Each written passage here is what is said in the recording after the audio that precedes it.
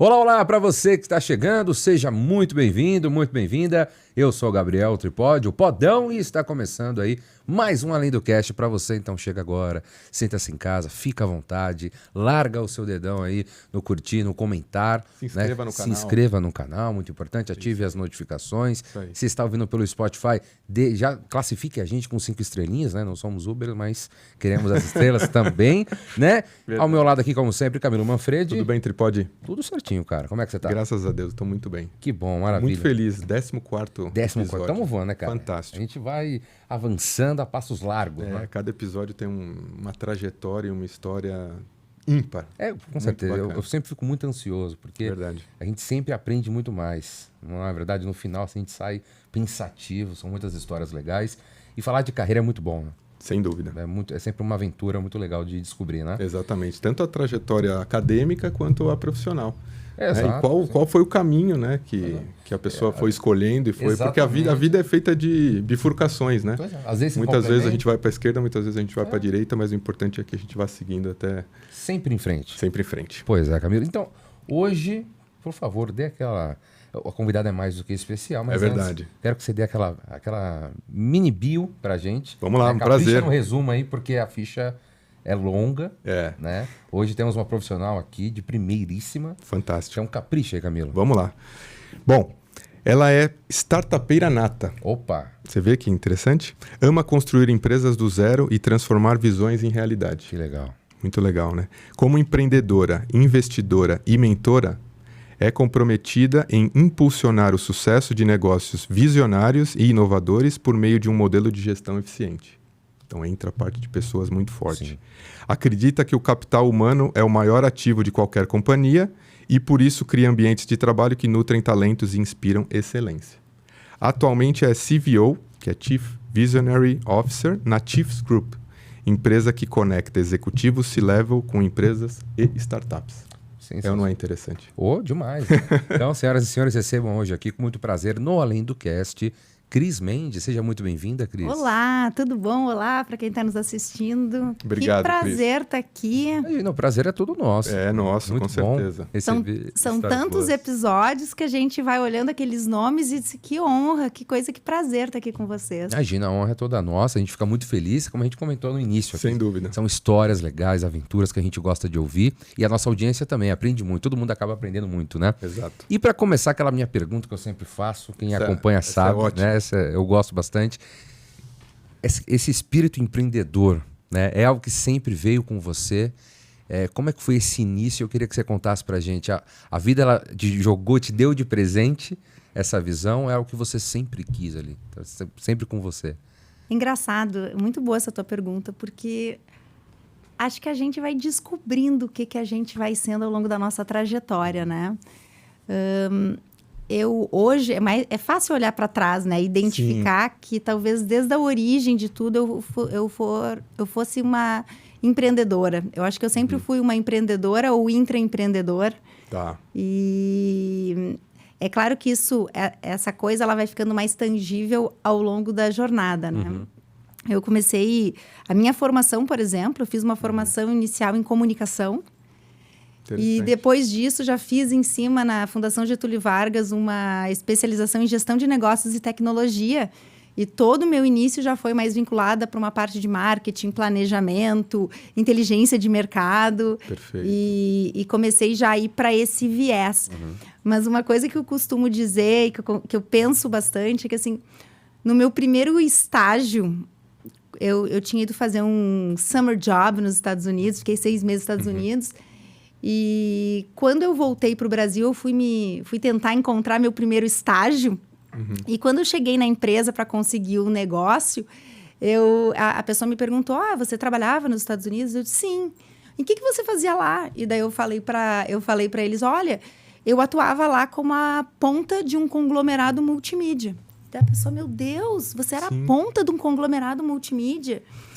E daí, na verdade, eu era vendedora da Paramount, que era um parque temático, e eu era uma vendedora. Por que eu estou contando isso?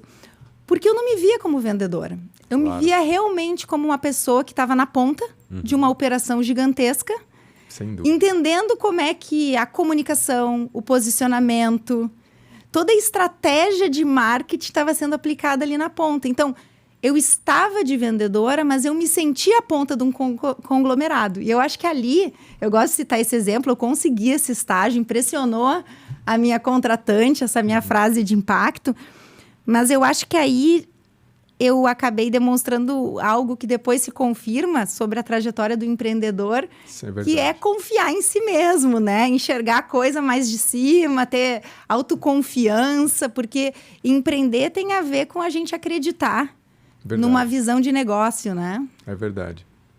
E essa visão mais ampla é realmente o diferencial? Você enxerga que o fato de você ter sempre olhado a empresa como um todo faz com que você tenha uma atuação mais forte naquela tua linha de execução? Eu acho que sim. Eu acho que o empreendedor é aquele cara que consegue olhar de cima o negócio, até acima do próprio negócio, enxergar o mercado, como é que os players, qual é o movimento que está acontecendo através daquele segmento de mercado. Então, isso é um exercício que a gente vai aprimorando ao longo do tempo, mas é um pouco dessa dúvida constante. Perfeito. De como é que eu estou me encaixando, como é que essa empresa está se encaixando, para onde é que vai isso, qual é o futuro disso e como é que isso se aplica no hoje. Perfeito. Não, faz total sentido. Pode... Desculpa até te cortar, Camilo. Por favor. Porque realmente quando a gente fala de empreender, sempre tem muito essa sensação de, como eu sei que tá certo, como eu sei que vai dar certo, será que realmente eu tenho que seguir por esse caminho Sim. ou não? E as coisas sempre mudam e também sempre tem muitas opiniões, muitos achismos, e os números estão aí para nos ajudar, mas também, por outro lado, a tecnologia, da mesma forma que nos ajuda, ela causa também mais insegurança, porque a todo momento surgem novas informações, novos dados, muitas linhas, muitos raciocínios, e no meio de tudo isso, eu queria que você falasse assim, qual o melhor caminho para você se blindar, né, dessas inseguranças que acabam acontecendo e para realmente, para quem busca empreender, encontrar o melhor caminho, uma linha de raciocínio que ela consiga seguir em frente sem, claro, sempre vai surgir insegurança, mas que ela consiga manter uma linha tênue ali sem sair, sem se desviar. E é normal isso acontecer também? Queria que você falasse um pouquinho sobre isso. Eu noto que na minha trajetória empreendedora, eu fui evoluindo e fui mudando ao longo do tempo. Perfeito. Mas essa mudança, ela nunca foi radical, tipo, esquece o passado e começa de novo. Claro. Sempre ela foi algo uma progressão. Perfeito. Então, assim, talvez a primeira dica que eu diga para quem está nos ouvindo é que a gente tem que levar muito em consideração a experiência que a gente já viveu, a nossa experiência pregressa. E eu não estou dizendo que a gente tem que estar ligado a isso para sempre. Então, meu primeiro negócio, que eu atuei por mais de 12 anos, era um negócio de inteligência de mercado. Esse negócio foi que é a Shopping Brasil, né? Depois desse negócio, eu avancei num novo negócio, que era a Visor, que falava sobre inteligência no ponto de venda. Como é que a gente monitora em tempo real o pequeno varejista? Então, estou dando um exemplo aqui. Era uma evolução do que eu estava fazendo. Então, eu considerava toda a minha experiência prévia, mas colocava uma camada a mais de novidade e fui evoluindo como empreendedora e como gestora desse negócio. Né? Quando a gente avança um pouco mais... eu comecei a aplicar toda a minha experiência que eu tinha em varejo no projeto do Delivery Center. Tá. Então, assim, é diferente? É diferente. Aqui eu estou falando em last mile, em integrador de soluções, posso contar um pouco melhor isso. Sim. Mas, assim, é sempre o acúmulo do que a gente conhece com essa camada a mais. E daí, voltando à tua pergunta sobre como é que a gente não se confunde com tanta informação, como é que a gente sabe o que extrair... tem a ver com a gente confiar mesmo na trajetória e nas coisas que a gente realmente aprendeu e tem profundidade. Perfeito. E, Cris, para a gente explicar para o pessoal o que era a Shopping Brasil, o que ela fazia e qual que era o business ali. Tá bom. A Shopping Brasil é uma empresa, ela ainda existe, eu não faço parte dela desde 2010. Tá. Né? Ela é uma empresa de inteligência de mercado. Basicamente, na época que a gente fundou a empresa... a gente vivia em outros tempos, né? Então, assim, entender o que acontecia no varejo brasileiro era algo super desafiador. E a gente mapeava toda a informação contida em encartes, tabloides e jornais de todos os produtos, preço, marca, posicionamento e agregava essa informação com informação de ponto de venda, de localização, volume de peças em ponto de venda e dava um mapeamento sobre o varejo brasileiro. Perfeito. Quando a gente entregava essa ferramenta de inteligência que fazia com que os clientes do varejo e da indústria conseguissem entender em profundidade como é que seu produto está na ponta em relação a mínimo, médio, moda, condições de pagamento, presença geográfica, mídia de maior exposição, era como se fosse um mapa do tesouro. Sem dúvida. E o que começou a acontecer foi que varejo e indústria começaram a adotar a ferramenta para basear suas negociações. Então, foi um processo super interessante, onde a adoção acabou sendo feita, inclusive... a venda acabou sendo feita, inclusive, pelos próprios players. O varejista dizia para a indústria, olha, vamos negociar aqui, mas traz o teu Shopping Brasil aqui, vamos analisar tudo isso. Perfeito. Obviamente, a gente evoluiu depois para ferramentas de internet, mapeamento. Os primeiros robôs de internet que varriam a internet brasileira vieram de nós. Isso era algo super inovador na época. E mais do que isso, compatibilizar as informações e os bancos de dados entre as múltiplas bases de clientes. Então, às vezes, até os próprios clientes, Camila, era muito interessante, nos ligavam e diziam assim, tu pode me mandar todos os modelos de produto que eu tenho? Porque tem uns fora de linha que eu não tenho essa informação, já passou, mas você tem o histórico. Você tem tudo isso. Então, foi um projeto super, super interessante. A gente trabalhou com bens duráveis, linha branca, linha marrom, bens de consumo. E essa operação, em 2008... a gente recebeu investimento da IFR, que era uma empresa pertencente à GFK. E eu fiquei ainda na operação por 2 anos como executiva, coordenando a parte de operações Brasil nas contas globais. Mas quem faz o negócio gosta de estar fazendo o negócio, né? Então, logo depois disso, eu acabei fazendo a minha venda e saí e acompanho a empresa até hoje. Tenho o maior orgulho disso. Eu acho que foi muito legal esse pedacinho da minha história. Que bacana. E, Cris, como que foi o aumento da cobertura de dados, né? Porque você começa... nessa relação de indústria-varejo, né? Convencendo o varejo a ceder as informações e a indústria ela quer ter visão de tudo. Como que foi o avanço disso? A gente nunca teve o apoio do varejo. Tá. A gente sempre capturou essas informações. Então, primeiro com uma rede de pessoas que monitoravam essas informações nas regiões, através dos anúncios, através de coleta de informações, ou de robôs que varriam a informação. E, aos poucos, a gente começou a ser referência e começou a ser compreendido pelo varejo de que isso poderia ser uma ferramenta útil, importante para eles. E a gente foi quebrando a barreira. Perfeito. Mas, em muitos casos, a gente, inclusive, naquela época... Hoje em dia isso é normal, mas, assim... Você buscar preço em ponto de venda, você era expulso da loja. Eu estou falando lá nos idos de 2000, você era expulso da loja. Essa informação é minha, você não tem. Essa ideia que a gente tem hoje de transparência é algo que não existia. Você tirar uma foto de um produto, de uma gôndola, era algo terrível. Ou ir naquela maquininha Como a gente conseguia esse tipo de informação, e a gente era bastante astuto e ágil para fazer isso na época era algo muito interessante. É verdade. E aí, né, esse avanço, vocês começaram a capturar informações de um número grande de varejos, né? E foi a indústria que meio que impulsionou vocês a buscarem, né, uma forma de ter informação também dos pequenos varejos? Como é que foi esse trabalho? Porque aí, muito provavelmente, entra Visor na jogada, né? Tu sabe que o pequeno varejista nunca foi muito foco da época que eu estava na Shopping Brasil. A gente acabava tendo uma granularidade muito grande, porque quando a gente começa a trabalhar com varejo alimentar, a gente começa a falar muito sobre vizinhança. Perfeito. E para monitorar a vizinhança para uma grande rede, você tem que entrar no mini mercado.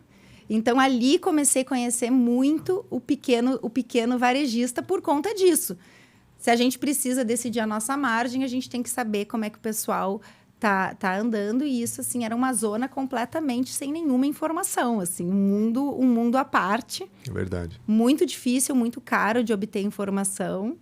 E esse depois foi um dos motivadores para Visor. Muito bacana. Muito legal. E assim, depois, Shopping Brasil, qual foi o próximo empreendimento? E perguntar, além disso também, é uma dúvida minha, acho que é bacana também a gente atravessar, né, esse caminho. Com certeza. Para empreender, né, buscando novos empreendimentos e tudo mais, o que entra ali à frente? É a razão? É um pouco o sentimento de você acreditar nesse novo empreendimento? Como é que é esse sentimento? Porque eu imagino que para quem faz mais de um, é claro que sempre vem a primeira experiência, né? Aquilo que a gente veio mencionando aqui, mas também tem aquela nova aventura, aquele frio na barriga, ou aquele sentimento de, olha, eu estou preparado também. Então, qual é o sentimento que vem à frente quando você busca um novo empreendimento e qual foi o próximo também após a sua venda?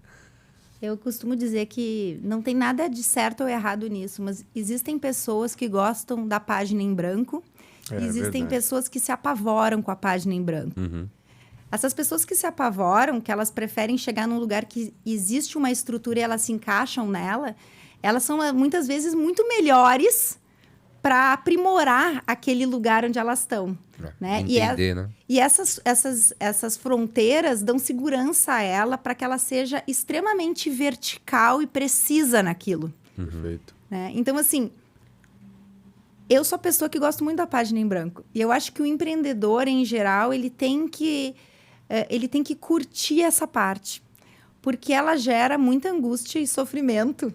A gente aqui fala das coisas bonitas, é legal ver as histórias depois do tempo. Mas, depois assim, de concluir. Empreender é dolorido, é difícil, porque é um mundo de incertezas. Né? É verdade. Então, assim, a pessoa tem que ter um perfil de gostar de viver nessa página em branco. E conseguir lidar com esses sentimentos. Esse sentimento de incerteza, ele vem junto com o prazer de conseguir os pequenos desafios. Sem dúvida. O do 0 ao 1 é gigante, gente. Assim, as pessoas... Normalmente, a pessoa que vem depois, quando tá o 1, 2, 3, olham para trás e, meu Deus, todo esse tempo não organizaram esse processo, não ajeitaram isso, continuam com isso... Mas, assim, no início, são tantas coisas, são tantas validações em tantas dimensões... É verdade. Que conseguir conviver com isso e se sentir bem é muito importante. Mais do que isso, vender isso. Então, eu acho que outra coisa que tem a ver é que, assim, todo empreendedor é um grande vendedor. É verdade.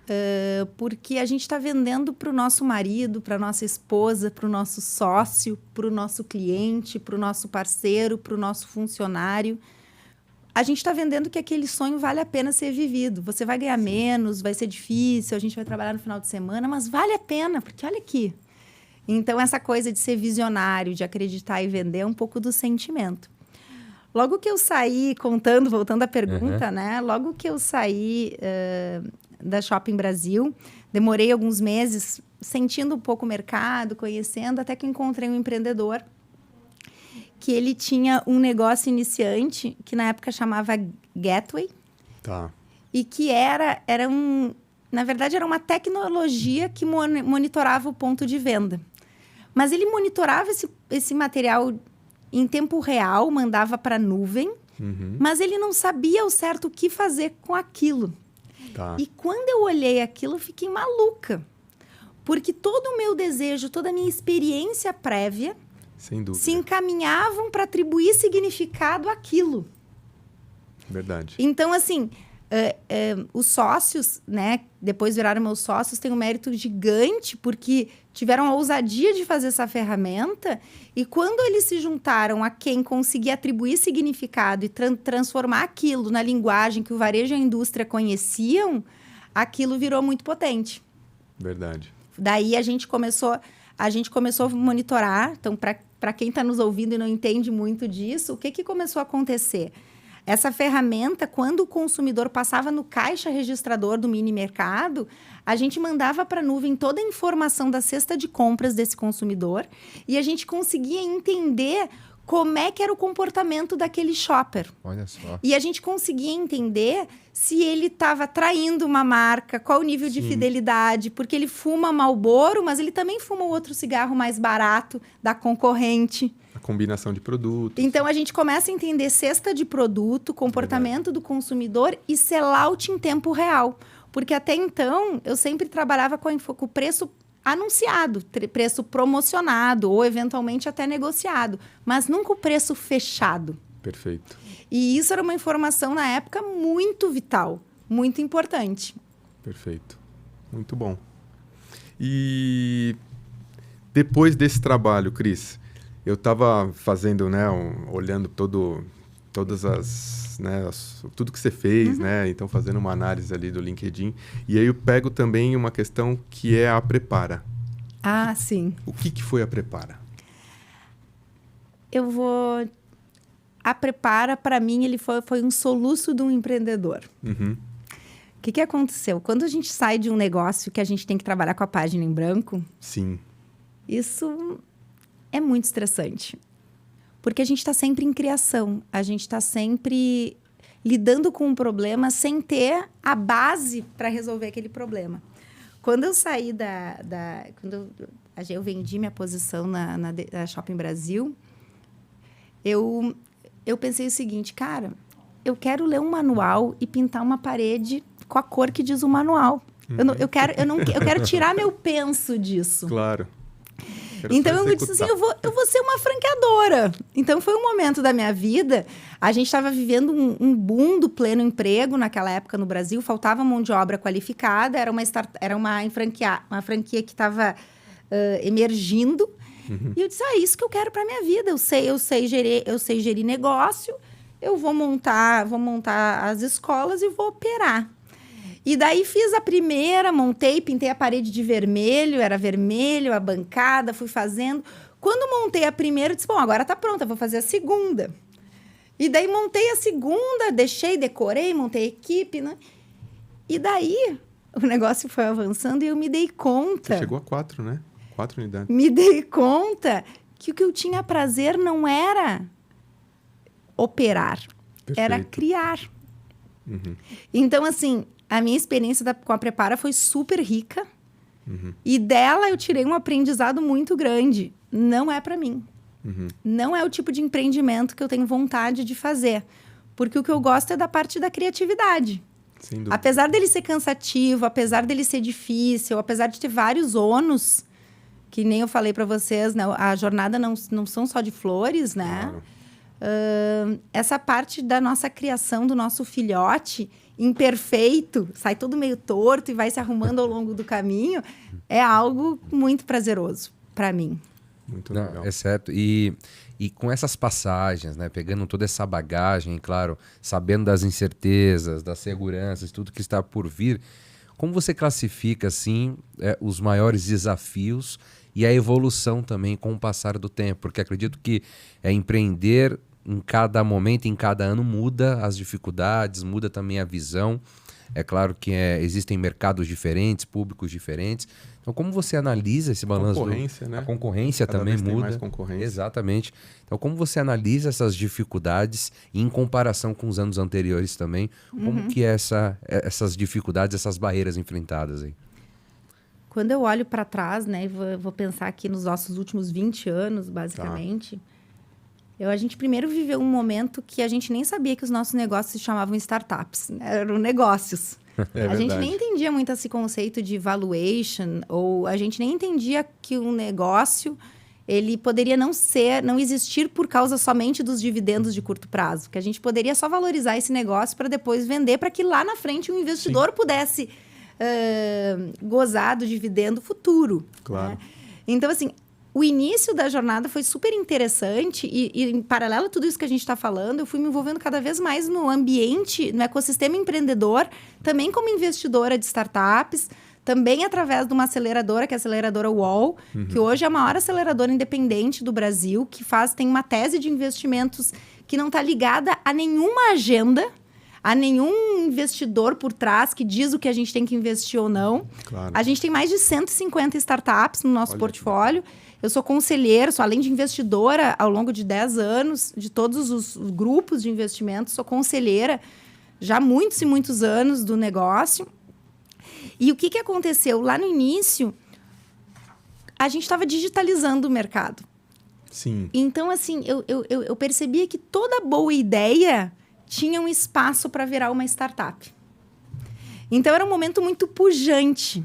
Muito, muito pujante, assim. Então, primeiro de transpor tudo isso para o mundo digital. Uhum. Logo depois disso, a gente começou a viver um novo momento, né? Então, assim, é um momento onde, em 2016, eu fui para a China pela primeira vez, estudar o que era o movimento de O2O, que é essa conexão mais profunda entre a operação online e o mundo offline. Eu brinquei até, né? Quando eu fui lá, comecei a entender melhor, eu descobri que a gente vivia num fake e-commerce. Porque a gente criava uma plataforma online, tava uma coisa em cada lugar, não fazia nenhum sentido, não tinha nenhuma otimização logística, não tinha nenhuma lógica. A gente simplesmente estava dizendo que você pode comprar um objeto que está em algum lugar que eu não sei aonde, eu não sei que preço, não sei que prazo de pagar... De entrega, né? Os prazos de entrega eram 20 dias, 3 semanas, era uma coisa absurda. E quando a gente começa a entrar no O2O, que eu acho que é uma nova fase aí desse mundo, a gente começa a realmente conectar profundamente o mundo offline com o mundo online. E começa a otimizar essas estruturas e fazer coisas que tenham lógica. É nessa época que chega plataformas de taxi hailing, que começa a avançar o iFood, que começa a avançar essas plataformas que têm conexão com o mundo real. Perfeito. Então, a gente viveu ali um grande boom de investimento no mercado, né? Aqui a gente está lembrando da época do SoftBank fazendo investimentos vultuosos, proibitivos nas empresas, né? É verdade. Às vezes, até a lógica do valuation, ela era completamente... ela tinha que dar conta de um crescimento tão acelerado que era quase uma conta de trás para frente. Eu quero fazer um unicórnio, como é que eu faço? Né? Então, assim, houve ali realmente um momento diferente e que é óbvio que estimula os empreendedores. Então, assim, nesse segundo momento, não é qualquer ideia que vai para frente, né? Mas as boas ideias, as ideias de caixa intensivo, elas começam a ter apoio. Verdade. Nesse momento foi que, voltando de uma viagem para a China, a gente fundou o Delivery Center. O Delivery Center nasce dentro da Móvil, muito para atender e para estar perto da operação do iFood, porque a gente trabalhava com hubs urbanos.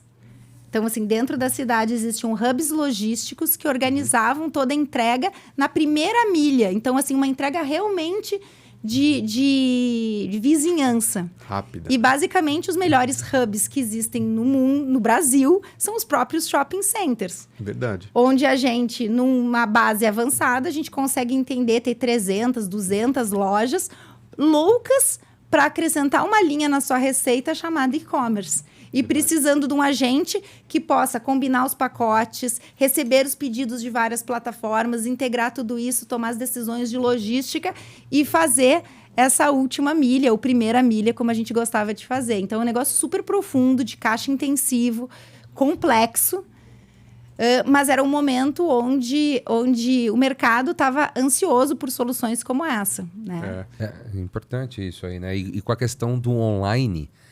qual é a melhor forma de você se preparar para empreender hoje? Porque é claro que essas inseguranças, essas páginas em branco sempre vão existir. Sim.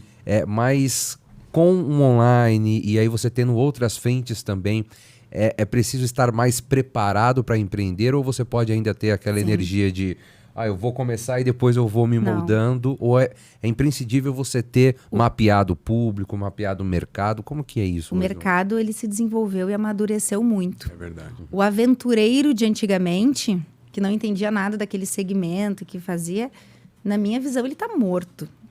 A não ser que ele seja uma mosca branca, uma exceção, assim. Né? O mercado hoje está muito mais profissional.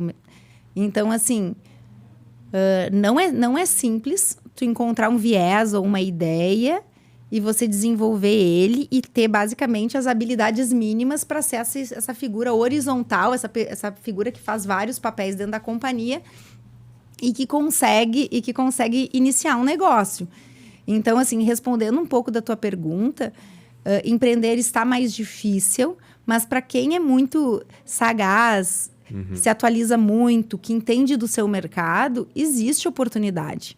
Eu acabei de voltar, fazem acho que 3 semanas que eu fui para Londres, no London Tech Week, que é o encontro de tecnologia e inovação. Perfeito. Entender exatamente... Eu fui em 2 encontros lá, né? Eu fui no encontro de tecnologia e fui no encontro de Festival do Trabalho, chamado Festival of Work, que falava de pessoas e do novo ambiente profissional. Foi muito curioso que no ambiente de tecnologia, no London Tech Week, o assunto era muito questão de AI, mas dentro desse assunto de AI, o que mais se discutia lá é como é que as pessoas vão usar e vão se preparar e vão operar e vão empreender nessa tecnologia. Então, no ambiente de tecnologia, se falou muito em pessoas. Quando eu fui pro evento de pessoas, o evento de pessoas só queria falar de tecnologia.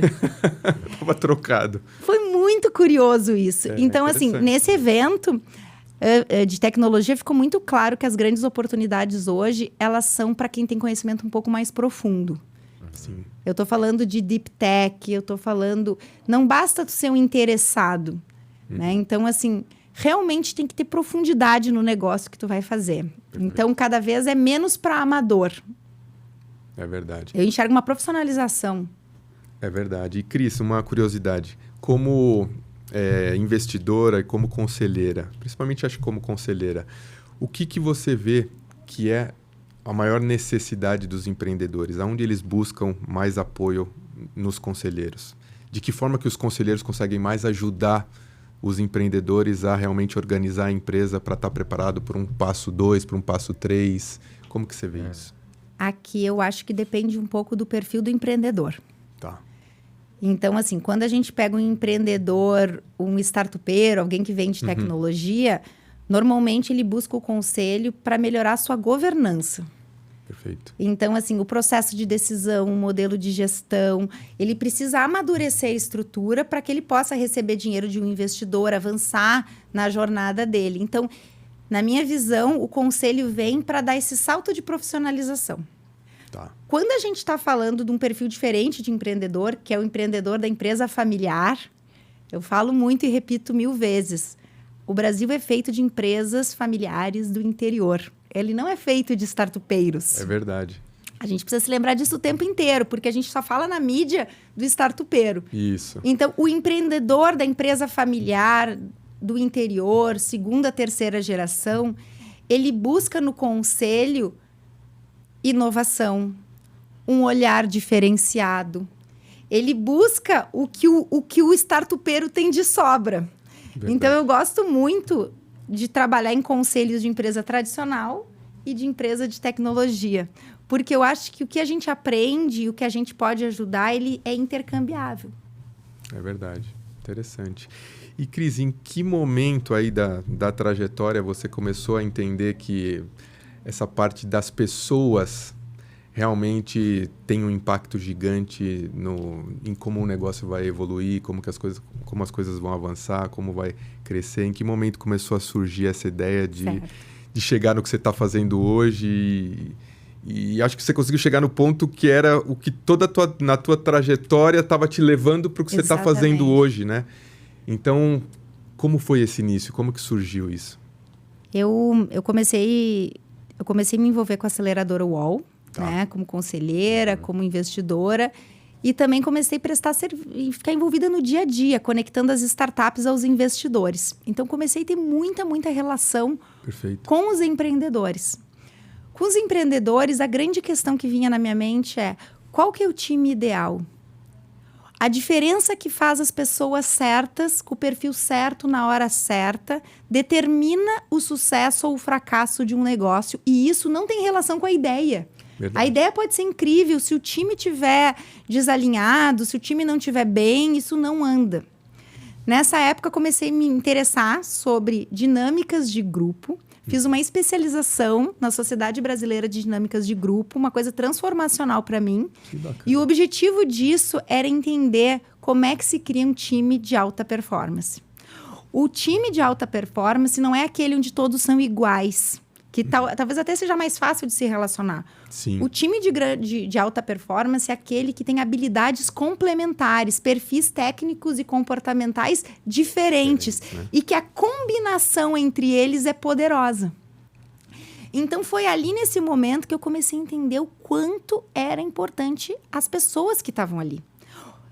Às vezes, tu coloca um elemento a mais em um grupo potente e ele multiplica por 10 Sim. aquilo. Da mesma forma, quando você coloca um elemento ali que não faz bem para aquele grupo, ele pode simplesmente acabar com a criatividade, com o ambiente, com tudo. Então, assim, verdade.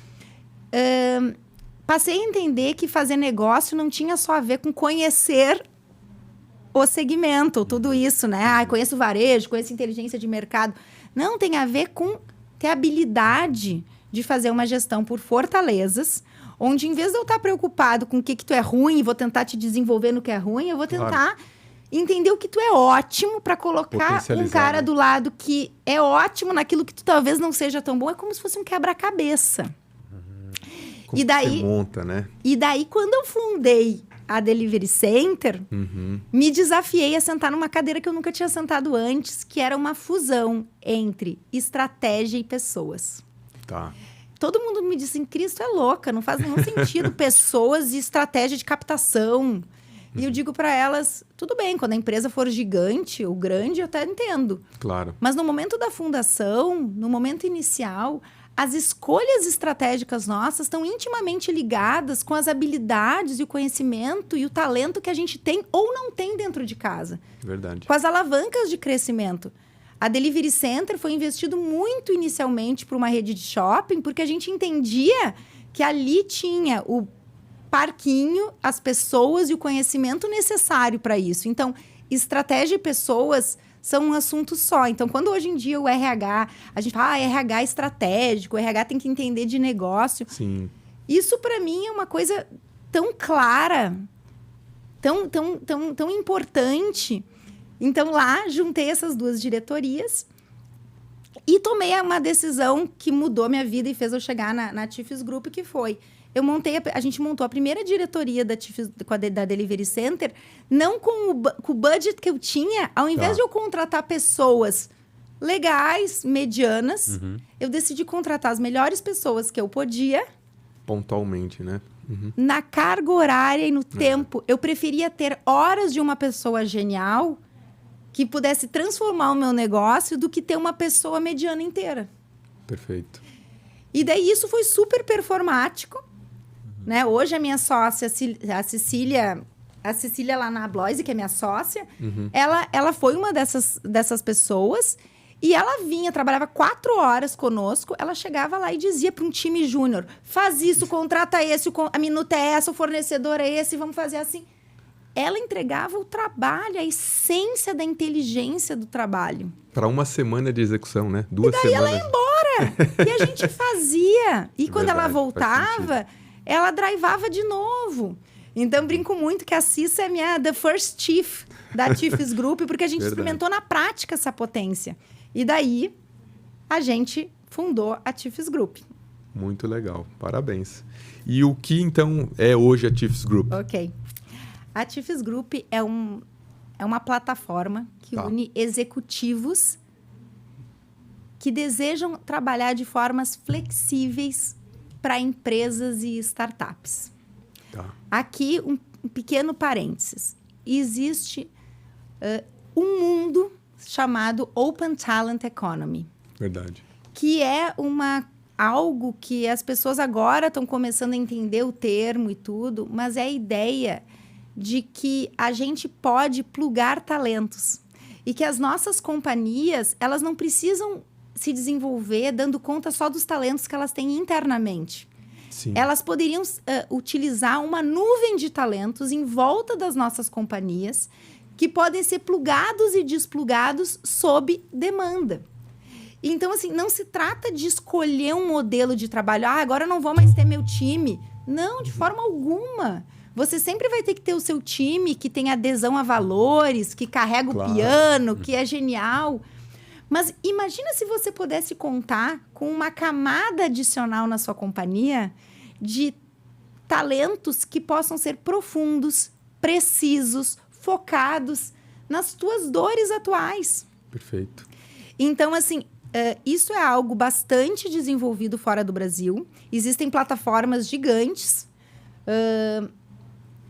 Nós aqui no Brasil, através da TIFES Group, nós somos um grupo de sócios que vieram muito da experiência do Delivery Center, da experiência da Móvel. A Móvel utilizou muito, né? Ela teve muitas investidas embaixo e ela utilizava muito o talento de uma empresa alocado na outra do grupo. Ela já fazia o Open Talent dentro de casa. Perfeito. Né? E além de tudo isso, todos nós vivíamos a Geek Economy através do iFood. Nós temos um sócio que veio da 99. Nós temos galera do Delivery Center. Então, a gente entendia como é que funcionava esse mundo on-demand na base da pirâmide do trabalho. E a gente entendeu que não havia nenhuma solução na América Latina que cuidasse de executivos. Então, a gente começou tratando... A gente fez o caminho inverso, né? De começar com o formador de opinião. E esse formador de opinião poder fazer o sonho dele, que é poder atuar on demand, no filé mignon do que ele deseja e montar o portfólio de talento dele. Muito bacana. E, Cris, como que está isso fora do país? Né? O quanto está avançado lá fora e em que local está mais avançado? Que momento estamos aqui no Brasil e como você acha que vai avançar nos próximos meses, nos próximos 2 anos? Bom... nos Estados Unidos, o mundo de trabalhadores independentes não para de crescer. Eu estou falando assim de atingimento de 60% dos profissionais daqui a alguns anos. É óbvio que lá existe uma legislação trabalhista facilita, muito mais né? permissiva É verdade. Para esse tipo de relação. Mas o conceito de que uma pessoa ela pode ter múltiplos trabalhos... isso é algo bem desenvolvido lá.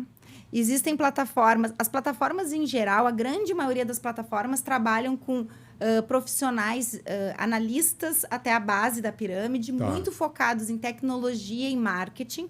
Essa é a grande massa, os primeiros entrantes disso.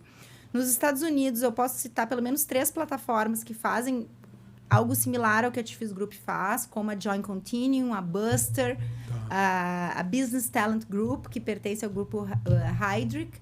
E todas elas trabalham num espaço que flerta entre o executivo on-demand e atividades e projetos que antigamente só seriam acessíveis por consultorias caras e complexas. Sim. Então, você imagina, de uma hora para outra, você conseguir acessar diretamente aquele profissional que trabalhava numa das grandes consultorias, que pode fazer o teu trabalho, que teve a experiência exatamente naquele teu segmento. Então, esse mercado está muito mais desenvolvido lá, nos Estados Unidos, de forma gigantesca. É mais naturalizado, porque já vem há mais tempo. E a tecnologia ajuda isso demais, porque quando a gente coloca isso numa plataforma e a gente facilita esses encontros e a gente utiliza a ferramental de AI para suportar esses matches, e a gente faz aqui no Brasil o que a gente chama, né, que é o match orgulhosamente humanizado, porque a gente usa AI, mas a gente também entende que a potência de um time de gente que conversa com o cliente, entende se a pedida dele é de fato o que ele precisa, encontra esse executivo e faz esse trabalho, é algo muito legal. E eu vou insistindo nessa tecla da evolução, porque a gente vê mercados muito diferentes, né, fora do país. E aqui no Brasil, você acredita que a tecnologia é a tendência da vez para se observar, para se aproximar, para ter ali no guarda-chuva, para pensar em novos caminhos, em novas oportunidades? Quais tendências você acredita que vão ser importantes para essa nova trajetória? Bom, primeiro, assim, eu acho que tecnologia já não é nem... Não existe o assunto de não existir tecnologia no nosso negócio. Tem, né? Tem que ter, né? Então, assim, não existe isso. Então, a gente já parte desse pressuposto. O assunto da vez, e eu considero que ele é da vez porque ele realmente é de uma potência inacreditável, é a inteligência artificial. É verdade. Hoje mesmo a gente estava em planejamento estratégico da TIFES Group e a gente estava falando que o AI, ele ainda é um superpoder para quem sabe usar. Ele é um superpoder porque ele faz uma pessoa regular poder produzir 30%, 40%, 50% a mais se ele souber utilizar isso. Então, por enquanto, quem souber usar isso e beber dessa fonte, tem um superpoder na mão, que vai mudar a trajetória do seu negócio, se você for um empreendedor, vai mudar a sua trajetória de executivo, se você for um executivo, e vai mudar a sua trajetória de executivo on demand. Porque essa é uma mágica incrível. Você imagina você poder operar em múltiplas companhias, e eu brinco muito sobre isso, cada um de nós não é mais uma pessoa, nós somos um squad de inteligências.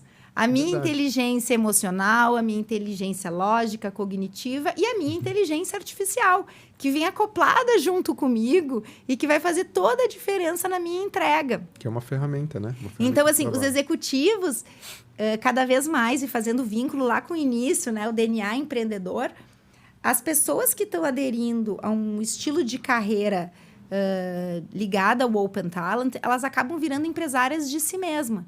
A gente vem falando tanto de marca pessoal, a gente vem falando tanto de autonomia, liberdade, flexibilidade, e isso envolve responsabilidade também. Claro. Né? Você está sozinho ali para poder comunicar o seu trabalho, você está sozinho para construir sua reputação, você está sozinho ali para aprender sobre as ferramentas e para responder ao que o mercado está te pedindo. Então, a tecnologia do AI, eu acredito assim que é o grande assunto. Se eu tivesse hoje tempo livre, eu passaria o dia inteiro só estudando isso. Como usuária e como empreendedora que precisa usar essa tecnologia. Pois é, eu pergunto isso porque geralmente quando a gente fala de inteligência artificial surge uma grande interrogação, dúvida, né? E aí a pessoa 880, né? Ou gera muito medo, muita insegurança, e aí acabam tem pessoas que acabam não querendo nem entrar porque tem medo ou acredita que tem uma visão muito errada sobre os medos e inseguranças que a inteligência artificial pode causar. E tem um outro lado que fala, não, a gente precisa desse caminho, precisamos explorar, estudar. São oportunidades, né? Exatamente, utilizando mais como ferramenta para potencializar, né? É que eu acredito que nós aqui, eu enxergo que assim, não existe essa opção de não existir isso. Existem caminhos importantes de regulação que tem que acontecer. Sem dúvida. Hoje em dia é assim, e o grande caminho de regulação é como monitorar o que for regulado. Então, assim, é uma grande interrogação. Eu acho que tem muita coisa que tem que ser olhada com muito cuidado. Então, aqui, de forma nenhuma, eu acho que a gente tem que existir uma farra, a gente tem que controlar, a gente tem que cuidar, a gente tem que estar ciente. Tem impactos gigantes no emprego, impactos positivos, que foi o que eu falei, impactos negativos. Existe uma mudança de geração. Essa mudança traz dores, atividades que não têm mais sentido, novas atividades que entram. Mas, assim, o fato prático para nós que estamos aqui hoje ela é uma realidade.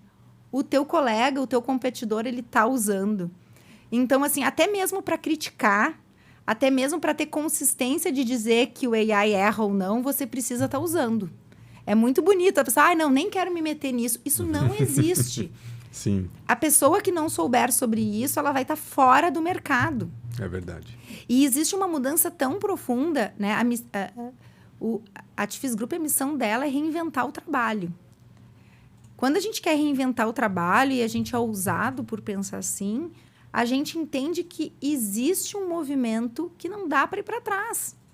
As companhias, as empresas hoje em dia vivem um cenário de muita inquietação. O cenário político, econômico está muito difícil. As decisões de longo prazo, como o headcount, elas são difíceis de ser tomadas. Ninguém quer viver ondas de layoff como já aconteceram antes. Então, assim, as empresas precisam ter mais flexibilidade, mas também precisam ser agressivas para crescer. Sim. O profissional também não quer mais, já não está mais fazendo sentido viver aquela carreira tradicional, mas também como é que ele vai se organizar?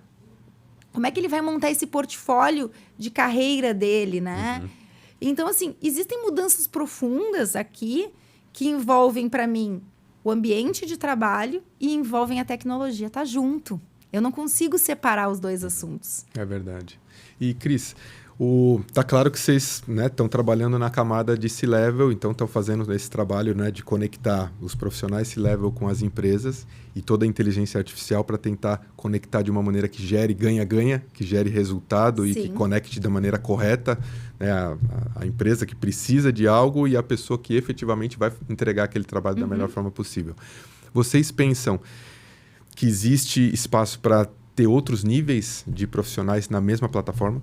Com certeza. Primeiro eu ia fazer... A gente trabalha com executivos. Por que são executivos e não só C-Level? Porque o que é considerado C-Level numa startup, numa empresa pequena, ele não é um C-Level de uma companhia grande. Então, como a gente trabalha com vários portes de companhia, a gente trabalha com vários níveis de executivos. Então, assim, tem remuneração de executivo a partir de um head ou um gerente até o C-Level da grande companhia, da enterprise em si. Perfeito. E sim, tanto que a nossa missão de reinventar o trabalho não está ligada a ser somente executivos. Mas a gente entende que a gente está vivendo um momento muito importante de ajudar as empresas nessa transição. A visão que a gente tem é que a área de gente das empresas, ela precisa entender como é que pluga talentos, como é que mede o desempenho, como é que faz um contrato que converse com o compliance da empresa, como é que remunera, como é que paga. Isso é uma disciplina nova para eles, que para nós está dentro de uma cadeira que em breve vai se chamar Chief Open Talent Officer. Né? Que ela pode estar abaixo ou junto à área de RH, como cada companhia e cada design org permitir, mas é a ideia de que entender as demandas internas, entender se ela faz sentido ser resolvida por um talento interno, que pode ter mobilidade também, ou um talento externo, saber precisar isso, utilizar as plataformas, as soluções que existem, vai ser um diferencial competitivo muito grande. Então, nesse momento, a Tifes Group está muito próxima aos seus clientes, criando essa jornada, ajudando eles a detectar isso, a montar os modelos, a fazer toda essa transição. Fantástico. Nossa, muito bom, né? Fantástico. E assim, infelizmente, o tempo voa, né? A gente com muita coisa legal, passa muito rápido. Realmente, para nós demais. É muito bom. É uma provocação muito, muito boa. E são experiências que vão se conectando e que, no fim, faz total sentido, né? É verdade. É uma evolução muito bacana. Cris, eu queria te agradecer, primeiramente, pelo seu tempo, por estar aqui também. Dizer que a porta do Além do Cast estará sempre aberta quando quiser voltar. E eu queria que você deixasse um recado final para a nossa audiência, deixando uma dica, falando sobre tendências, enfim, o espaço é seu, né? E obrigado mais uma vez. Bom, primeiro eu queria agradecer, Obrigado, Cris. foi um grande prazer, de fato voou, a gente poderia ficar conversando aqui muitas horas. Nossa, por horas. E o meu recado final e meu convite é que vamos conversar sobre isso.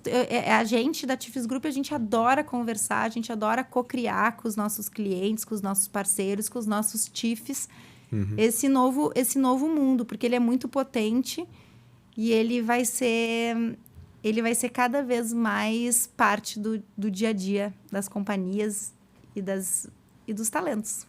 Sem dúvida. Sensacional. Minha esposa vai adorar conversar com a Cris, porque ela é diretora de recursos humanos. Nossa, então essa provocação, né, desse Open Talent aí, com certeza é algo que pode acelerar muito os projetos de mudança, de inovação e os projetos de transformação que a empresa precisa fazer.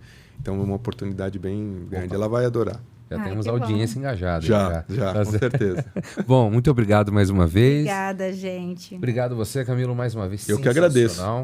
Incrível. E agradecer também a nossa audiência. Você que ficou ligadinho até o final aí do episódio, nos assistindo ou nos ouvindo.